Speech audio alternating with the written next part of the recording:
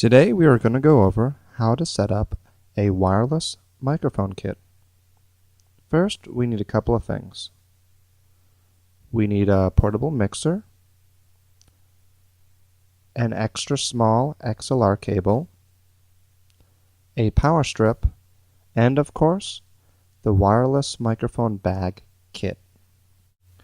Before we get started, we first must check to make sure the correct equipment is in the bag.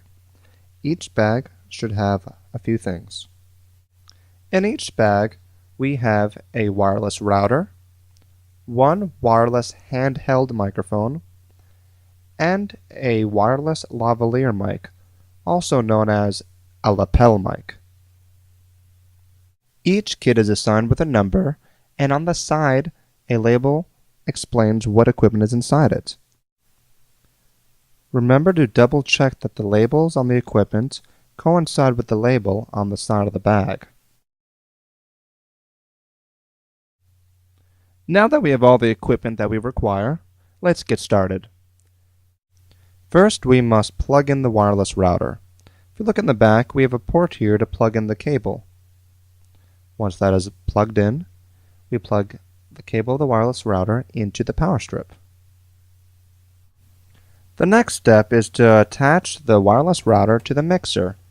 You will need to grab the XLR cable and plug one end into the router and one end into the mixer.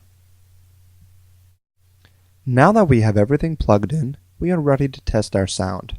First, we must turn on the wireless router with the on button on the front of the panel.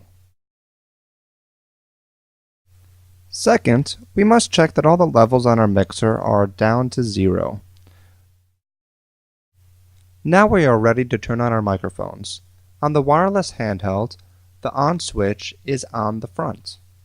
The lavalier's on switch can be found on the top. It is important to point out that one should not turn on both lavalier and wireless mic from the same kit. Now let's get to that sound check.